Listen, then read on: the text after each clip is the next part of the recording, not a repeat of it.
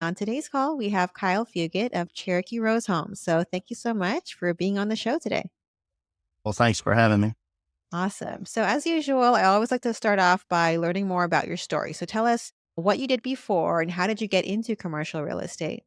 So I started as an electrical engineer. Took me forever to graduate, like most working individuals in college. So it took me about Okay. 7 years to graduate with electrical engineer degree. And so I rolled into working like normal and I bought my first rental house in 2019. And so I started the job and then I traveled for learning, training for about 4 months. And then I came back and I bought my first rental. It was my grandfather sold it to me. It was his mom's that he inherited, sold it to me. I bought it for 50 grand, needed a ton of work, turned that into a long-term rental and then cash out refinance out of that deal. And then bought a mobile home on an acre. And that just rolled into buying my first flip. And then we flipped for about 3 years, about 2.5 years. We flipped. And one day I was like, I just want to build a war chest to get into like commercial, like apartments. I want to buy an apartment complex. I want to do this. I want to do that. Just like everybody else that looks at like the next bigger Yeah. and better thing. And Yeah. so we put like a war chest of money in the bank on the last flip. And we threw an apartment complex under contract in East Point near Atlanta in Georgia. And we went through the due diligence. We went through all that. And so it was really a shady deal from the broker. After we walked it, we ended up doubling the rehab projections. So we ended up terminating the deal. They weren't willing to negotiate for anything at all whatsoever. And then we started just looking for 12, 13, 15, 20 LOIs off the door, getting beat out by 50 grand or a cash deal here and there. And I was like, goodness gracious. So we were in the STR space right before we threw that under contract. We had a flip and we said, okay, what if it was going to be a long-term rental? Then we were going to flip it. And we we're like, no, we'll play with the idea. And my wife was a high school teacher and she said, hey, look, on the second kid, I want to stay home. I don't want Yeah. to miss it. Like we missed some stuff with the first kid. I want to stay home. So whatever we need to do. And I was like, oh, we're flipping houses or we're making decent money, whatever. And she was like, I sold this like short-term rental thing and we can like Yeah. Airbnb this house. And I was like, and it was just like a little 2-bed, 1-bath in a work town in Carrollton, Georgia is where it Hmm. was. That's where I filmed. And she was watching this podcast and found this mastermind that we could join to learn. And so she was like super excited about it. And I've always been the excited one about the real estate, always. She Yeah. was like, Yeah. okay. And when you flip a house, like we're a husband and wife team, her goal was like, she comes in for design. I say, yes, dear. We move on. We do it.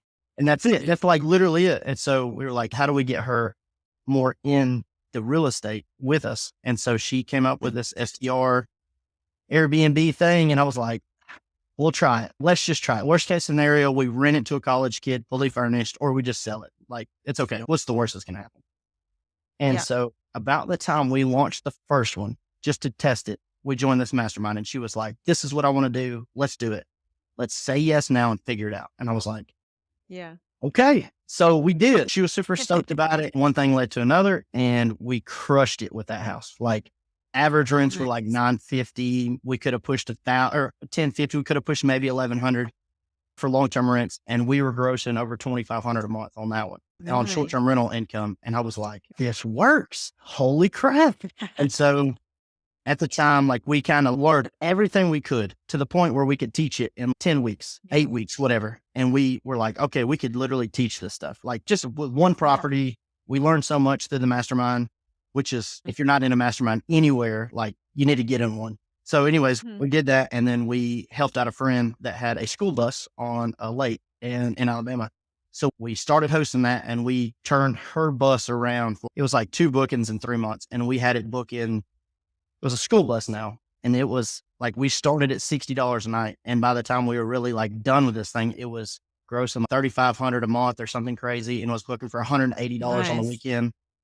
And so we ended Wow. up taking that one and we said, okay, like, where do we want to be? If we're really going to do this thing, like, where are we going to be? And so we wanted to be in Blue Yeah. Ridge in the mountains. And I was like, let's do it. We only lived a couple hours from there. And we said, let's do it. Mhm. And so we did. And I got on bigger pockets. I was all over the place, like helping people out, just adding value. And then the first phone call comes in. Nice. I was like, hey, I want to meet you guys. And so like on the phone, I landed that deal. And he was like, I've talked to 4 managers, like, you're it. And I was like, sweet. So we met him, one turned into two, two turned into six. Next thing you know, we've got 15 under management now. We got three more coming on. And then we were going through the journey, and I was still looking for apartments, still looking for storage, still looking for the whole 9 yards. And we ended up buying 2 flip houses on Lake Blue Ridge because I was like, I'm done flipping. I'm not going to flip anymore. We're just going to do this. And just looking for commercial stuff. And my realtor Yeah. in North Georgia, she said, if you don't buy these, you're crazy. There's such good deals. If you don't buy them, you're crazy. I was like, okay. So we looked at the numbers, and we're done with both of them now. And we have them both listed. And so they're both multi-million-dollar projects. So we've got one listed for Wow. 2.5 million and one at 1.6 million on the lake. Like, they're Nice. pretty beautiful houses. And we got done with the first one and listed it back in like around Thanksgiving is when it was. And this hotel came up, and we were talking about getting into this boutique hotel space. And so it was just this Okay. new niche. Like, nobody knew about it, but everybody wanted to be in it. And so inside of our mastermind, our coach opened this little tight niche group of about like 19, 20 people. And if you like, here's the requirements to be in this group. Everybody in there owns a boutique hotel, pretty much. That's it. So when you have questions from Yeah. how to buy bleach to what kind of internet do you need to be running, you have the answers in there. And so we joined it, and we were under contract with this one. And I'm actually sitting in it right now. We were under contract here, Nice. and we said, okay, we're about to close this thing. We don't even know what we're doing as far as like the operations. Like, we bring our short-term rental experience in it. So we know what we're doing, but the whole like laundry room, how you operate 40 units, like how do you do that? And so what You're systems do right. you use to connect everything? Because like when it's just one house, it's super easy. Like for us, it's super easy, but how do you connect 40 or 35 or whatever? How do you have a lobby that Yeah. will pull you out of a big box hotel and put you in this boutique hotel space? And we are currently in renovation stage. We're 2 weeks into the demo, and it's just taking off from there. So we have realigned because I still look at storage. I still look at apartments, and I'm like, is that really, we were looking at it like, we already know the short-term rental space so well. Why don't we just explode here? And my wife said, why don't we, you know how to raise money, you know how to syndicate and all that stuff. Like, why don't we join the two? And I was like, oh my God, that's a good idea. So we actually, last year, we actually syndicated our first syndication. We syndicated a cabin, 810 grand, syndicated that with some friends. And I was like, okay. And everybody gets to stay a week, that kind of thing. So it's really like a personal deal, if you will. And then we found Yeah. the hotel, and I said, let's underwrite it. And we underwrote it, and we started raising money, and we closed it. And the next thing you know, there's somebody going 7 units down the street, 5 minutes from here, called the main office and was like, hey, you want to buy mine too? I was like, oh, here Oh, they wow. come. Yeah, here comes the deals. And everybody around, here they come. So this is a really small town that's growing. It's all Yeah. 5 minutes from downtown McKaysville. So it's a close place to all the tourism. And so we're trying to create this Uh-huh. as the destination space. But we were like, hey, if we buy that other hotel down the street, like we'll pull the competition out of this place. We'll just turn them into apartments down there. Wow. This will be the hotel. Like, we'll be good. Yeah, So, yeah. so that's where we're at now.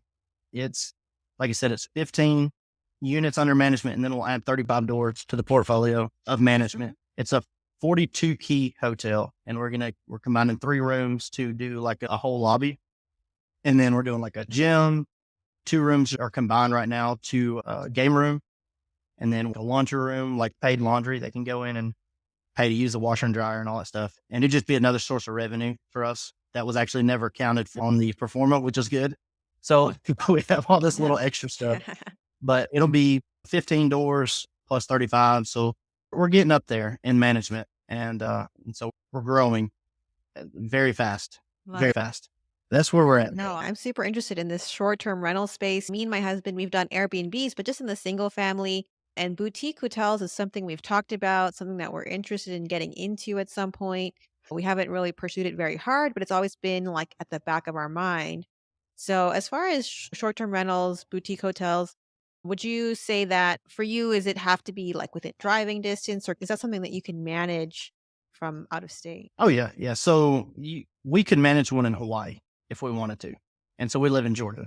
So it's really about building the teams where you're at. So there's this myth of, oh, it has to be in your backyard. Like they say about the multifamily, like if you close one, it has to be in your backyard. But it doesn't. You build a team, you have Yeah. a good property manager, that has great maintenance people. You have the groundsman, you have everything. As long as you build that team, wherever it's going to be. For us, it's a cleaning Yeah. team. Most cleaners, like their husbands or the boyfriends, whatever, they have handymen, dad, whoever is a handyman or they know somebody. Yeah. We find somebody that'll do the trash. And in the mountains, it's crazy with the trash. There's no big trash company that comes through. It's like a guy with a truck and a trailer. So it's something we've Oh, talked about. We've talked about just opening a trash company up here because that's our biggest oh wow. enemy is trash. Like without a doubt, it's the biggest enemy. I'll call one of my Yeah. guys. I'm like, hey, I need you to go out here to whatever Adventure Lodge and go pick up the trash. And he gets there and he's like Hmm. taking pictures. It's piling out the back of the truck. I'm like, the trash guy didn't come or whatever. And so we talked about that. Yeah. But like, as far as like you want to run on the other side of the country, it'll take you a couple flights, to go out there, schedule all your cleaners up in maybe a 2-day period to come by. You interview them, you see Yeah. what they say, you get prices. The same, like you want to structure everything while you're out there. But when you come home, you're gonna have everything already set up. You're gonna go out there, you want to know the listing and all that stuff. So you'll take some videos and so you don't forget anything because you're only gonna go there once or twice at first. And then from there, you'll make a trip maybe every 4 months, every 6 months, or maybe sooner, depending on if you're having issues out of the cleaners or things, I don't know, things are starting to get broken or whatever. Try it and then pick your market and go into it. Yeah. So, what should someone, if they want to get into this short term rental or boutique hotel business, what are some key indicators that they should be looking for in their market to see if that's even a viable business where they live or whatever market they're looking at? So I would say there's a lot of different things that people travel for. It doesn't have to be tourism. So like for us, tourism is a big one in Blue Ridge. It's vacation. Outside of that, like our very first STR was in a work area. So people came, there was college families come in to see their kids graduate or whatever.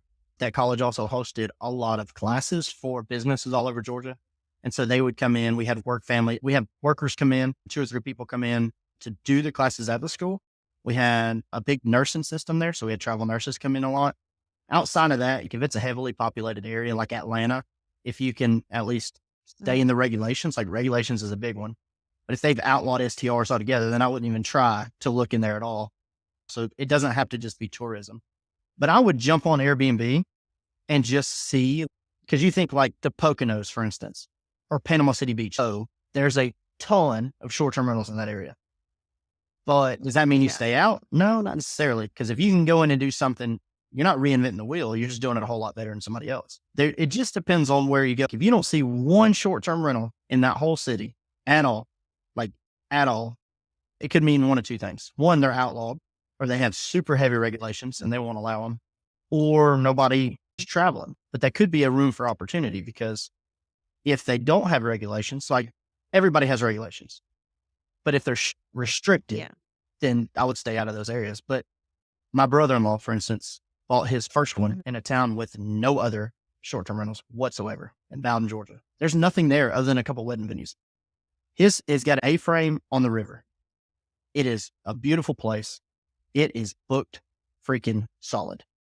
Like booked solid. Like $300,000 house, I think, and it's making, I want to say Yeah. it's grossing probably $4,500 a month, something like that. It's doing very well. And he bought it on a really good deal. I think he paid like $175,000 for the house. So he's smoking deal, but he just wanted to try it and was like, if it doesn't work, then we'll sell it.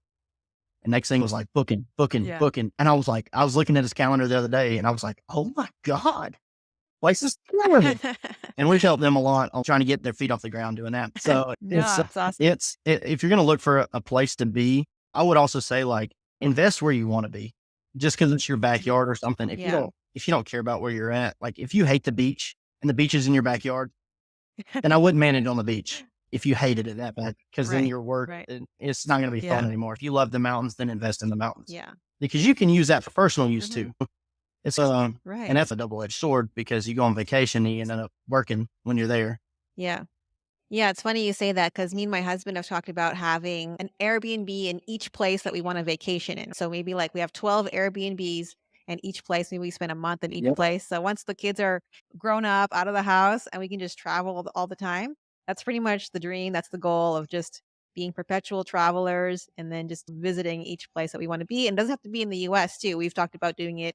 My family live in Canada. So we're like, okay, we'll have one in Canada, We'll have some in Europe, all over the place, Costa Rica, wherever, just places that we want to hang out and just Yeah. be in different places, whether mountains or beach. Like we love all of Yeah. it. So, What I get a lot from owners is, hey, I'll just book this. I'm going to come here when there's nobody here. And then we start booking it. And they're like, well, I can't come. I'm like, look, if you really want to be here, you need to block out the month, 6 months ahead. Like next year, yeah. you need to block it out. And we were the same way too. We said, we want to be making money remotely. And that's what short-term rentals, that's what Yeah. it gains you. And same for like Hmm. commercial and stuff and multifamily is you don't have to be there. But we can work from home, like work from home anywhere in the country, anywhere in the world, as long as we have internet. And we have a good team that takes care of a lot of stuff when we're not there. But what it like, we said we want to be able to travel for a month. If we want to go to California or whatever for a month, or Hawaii for a month, Hmm. or Maine for a month, or whatever, we can do that. And we can do it for a couple of reasons. Like Hmm. one, we can go just figure out if we want to invest there. But if we want to just book a short-term rental or Airbnb or whatever, then let's just book it and not have to worry about the money. Because let's say it costs $4,000 to stay there, but you're making 60, $70,000 a month. If you get to that point, like you can literally just go Yeah. wherever you want. And that is a big goal of ours and even if we don't do it, I want to Hmm. get to a point where we can do it. So it's kind of like buying a Lambo or Exactly. something. Like Yeah. I'd love to buy a Lambo, but I don't know if I'd ever do it. I'd probably just lease one for a week so I could drive it around. Make it to all my friends Yeah. and be like, drive this thing. Exactly. But I'm with you because the Yeah. freedom it buys you, short-term rentals can buy you and commercial real Hmm. estate can buy you is like aside for the money. Money's not even a thing now, right? So speaking about that, can you go a little bit more into your why? I know earlier you said, your wife, she wanted to be home with your second kid. So obviously sounds like you were able to accomplish that. So how has your why changed and what are you guys really striving for right now? So I would say we have a couple of different whys. One is our time back for our kids, right? So like we can spend time with ourselves, we can spend time with our kids. Not money. Money's great, but money doesn't really do anything but buy you the freedom. And so that's where it comes in. So our why is to be able to retire our family, to travel when we want, to show our kids what can be done. So I worked at a Mhm. great place, great job, great company, but you still have to ask off for vacation. You run out of sick days. Yeah. Everybody's why is different, right? So Yeah. for us, it's more like to be able to do what we want when we want. Your why never changes if you look at it that way, but your goals and stuff and your perspectives Mhm. change all the time. And so I was sitting on the couch like 3 weeks ago now, and I was watching my son run around and I said, like I told my wife, I said, I don't care how much money we ever make. I don't care if it's 100,000 a year or 1,000,000 a year or 10 million a year. It doesn't matter. If I can sit on this couch or sit at home or do whatever, pay the bills, be able to go where I want when I want, and I can watch them run around like this. That's all I need. That is it. That is it. I Yeah. don't want to worry about buying groceries, paying bills. Absolutely. I don't want to worry about anything. Yep. If I can just go where I want when I want, if we want to go to the beach for a week or a month, then we can do that. But if we can do that and watch the kids grow up, like that is really what it's about, is getting that time back and spending it with the family. When we joined the mastermind, they asked a similar question, like, if you could take the money off the table, what would you do? Everybody says, oh, financial freedom, and I want Right. to do this. And yeah, what does financial freedom like really mean? Really, what does it mean? Because if things didn't cost anything and you could do whatever you want, whenever you want, Right. what would you do? What would your everyday be? What would your daily schedule look like? And a lot of times it's tied to money because things cost a lot of money. But if you look at it, if you take money off the table and it's what is your why? Like back to your question, what would your day look like? And for us, it's family because I'm just like everybody else, like electrical engineer, and my wife was a high school teacher. So we're just like everybody else, Yeah. just trying to make it through and trying to pay the bills and trying to have a good time. And then as you grow, you start to see like the real meaning of life. I quit my job in December. December 31st was my like last with electrical engineering. Now I'm real estate full time. Love So it. it's, thank you. Congratulations. Thank you. It's shift is what it is. It's a shift, but there's no way I could go to a job Yeah. 40 hours a week and manage the renovation on a hotel and all that Oh, stuff. yeah. Yeah. I think it's really cool that you and your wife are in this business together. Some couples can't work together and some couples work great together. So tell me about like your role in the business and then what is your wife's role in the business? How do you guys divide up the work and what is your strengths for each of you? So just like any other husband and wife couple starting something new, you're trying to figure that out, right? With flipping, it was just me doing everything and she did design. With building STRs, it's building a business, she is mainly operations, like systems and operations. So she knows, like, we have 2 VAs that work for us. We're hiring number 3 for the hotel to bring on like full 24/7 for the hotel.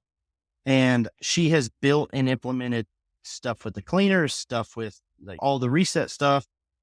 And we've got our head VA is killer. She is amazing. She worked for Airbnb like 5 years. So she really guides my Oh, wife cool. on where everything, Yeah. like, they guide each other. That's probably a better way to put that. And so they build the systems together, but my wife is really good at systems. And I am more of a numbers guy. So originally I was doing all the sales and the prospecting. I was talking to all these people. It was, hey, I'll get you a contract sent over. Here's our term. Here's how we do things. Here's a high level of everything. And then they're like, good, great. Send me the contract. And I call my wife like, hey, can you send so-and-so this contract? I just landed another one or whatever. And then she would be introduced and it would be like an email introduction. And then she would send like the list of furnishings over. Here's a list of how many towels you need and extra sheets and pillows and all that stuff. And then she really took on like the owner communication. But we both resonated with certain owners. So like I have certain owners that call me and she has certain owners that call her. She handles all the cleaners. She handles like the purchasing of like new supplies, or if we need to replace something, or spearheading on the claims or whatever. And so we both go meet new clients together if we both can. She's spearheading everything with the team. And then I back up and either look at the renovation stuff or whatever. And then at the end of the month, I come back in and we're doing performance together and we're sending out performance to owners and all that stuff. But we work really well together when I'm not messing something up. So if I'm messing something up, then I definitely hear about it. But Yeah. when we Yeah. first started, we didn't know because I was working a 40-hour job and we were doing performas at 2:00 in the morning trying to send them to owners. And so like we've done a Right. lot, we've gone through a lot of speed bumps. And so now we're trying to not figure out where our roles are because we fell into the roles like naturally. And then we said, okay, like I will be like messaging a guest at the very early on. And she's like, no, that's my job. You do not touch that because when you message them, it doesn't look like it's coming from me. So I'm like, Yeah. okay, I get it. Or we'd both be messaging at the same time and she Yeah. stopped messaging. And it's clearly where you stop. And I'm like, okay, I understand. I'm with you. Now what we're looking at Yeah. is just any couple that's in business together. Where do we get our time Mhm. back? And so when we're around, like when we're with Yes. each other, of course, we're with each other in the office all the time, with the kids all the time. And now we're focusing on, okay, Kyle and Allie's time, like our time together, not centered around business. Cause we talk about business a lot, like naturally, cause we have a couple of businesses and we're doing it together, but more of like just us time. Because after the kids are grown and gone, there won't be any more kids there. It'll just be us. So if you don't work on that Yeah. actively, it will be lost. Like it will go away. Mm. So that is more Yeah. where we're trying to figure out like, how do we do this correctly now? And so we're going through like time blocking where, Mhm. okay, date nights once a week, like that kind of thing. We have a good split. I do my thing. She does her thing. And when we're suffering, if you will, like I've got too much on my plate at one point, or she has too much on her plate, we're like, okay, how do we swap? What can I do to help? Do you Mm. need me to hook up price labs for pricing or something like that? Or do you need me to change the order of the photos? I'll just go in and do it because you have your hands full or whatever. So it's a lot of give and take. So That's awesome. Yeah, no, me and my husband are obviously we're both in the business as well. I gravitate towards what your wife does also. I like managing our Airbnbs, our short-term rentals, and being the one that messages them. Like my husband would go crazy if he had to message these people trying to get into the Airbnb at like 10 yep, p.m. at night or whatever. He's like, I can't yep, handle yep. that. So I do that. But you mentioned the VAs. Now, are these VAs based in the US? Are they overseas? Nope, they're in Where the are they? Philippines. Louie is our head VA, and I don't know what we'd do without her. I really have no idea what I would do without Yeah. her. She is amazing. And then so we started talking about hiring somebody else, and we said, look, we want to empower her to Mhm. build a team under her. So as we grow, we want her to grow as Yeah. well. So it's not just, oh, I have a VA. She's almost like a partner, if you will. That's the way we look at it. We said, look, we want Yeah. to empower you on Nice. building a team that you can manage. Like, of course, we're going to manage as well, but we want you to be comfortable with whoever you work with. She was like, I already have some people in mind. And I was like, good. So her brother actually Nice. came on Nice. board with us. And so she was like, yeah, I can manage him. If he does something wrong, I've got him. And so I was like, okay, that's perfect. And then we're looking at hire number 3 here in the next month or 2.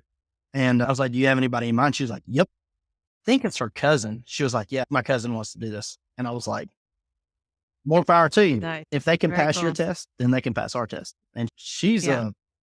a hard butt. I don't know if I can say what I want to say on here, but she's tough. She's really tough. It's Yeah. pretty much opposite days. So it's 12-hour difference. Depending on time changes, 13-hour difference. Mhm. They've got a great schedule. We pick up 2 evenings, I believe it is, until we hire number 3. And then they're going to go full time. So we'll have 24-hour coverage.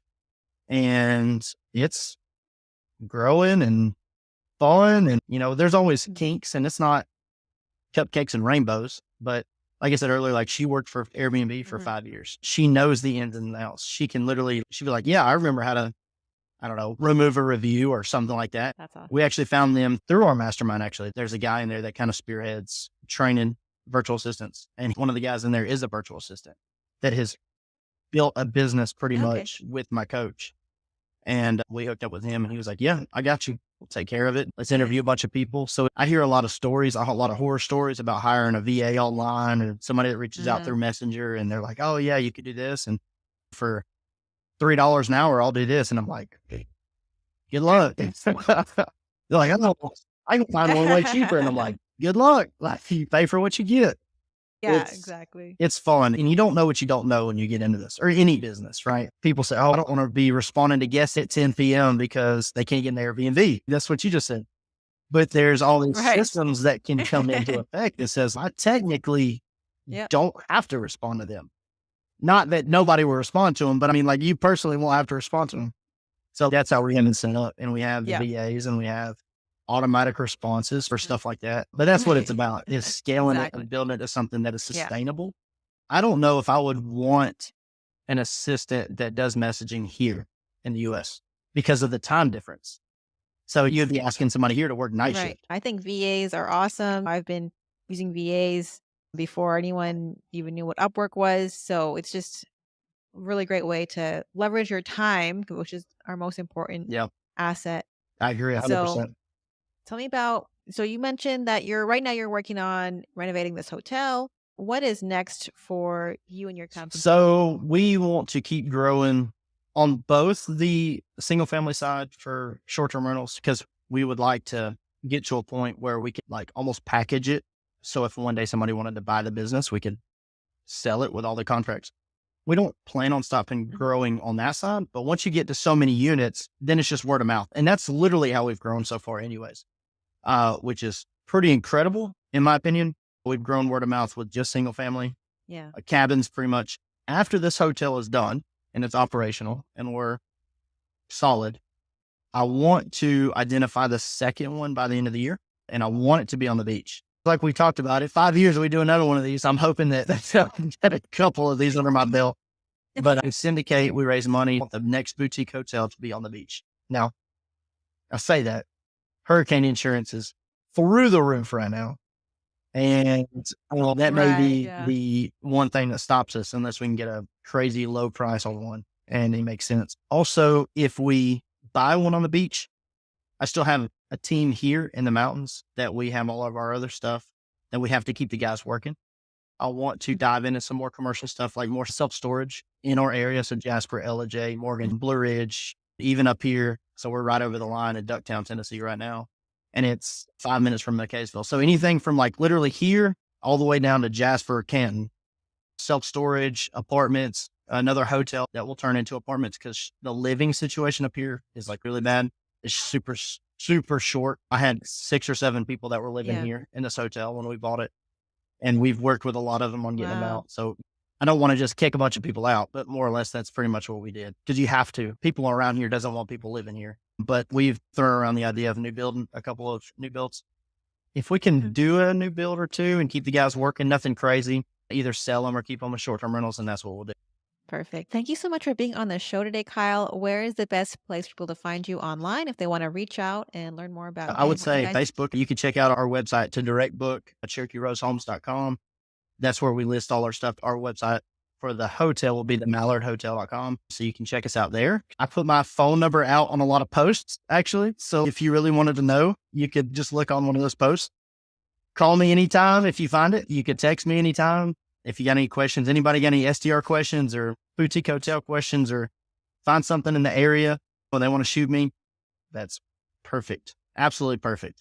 Love to JV on some deals if somebody wants to, or just help. Like if somebody just has a question with short-term rental stuff, I'm here to help. Including yourself, Ciara. Including yourself. Awesome. Yes. No, I'll be in touch for sure. Thanks everybody for tuning in today. If you guys enjoyed today's show, please write us a 5-star review on Apple Podcast or Spotify. Every review helps us to reach more and more people looking to get involved in commercial real estate. If you're looking to level up your investment game, join the Commercial Real Estate Bosses community. It's completely free, and inside you will get access to our Passive Investing 101 Masterclass, as well as regular live trainings where you can ask questions, and access to industry professionals and like-minded investors. Join for free today by going to crebosses.com/join. That's crebosses.com/join. Or click on the link below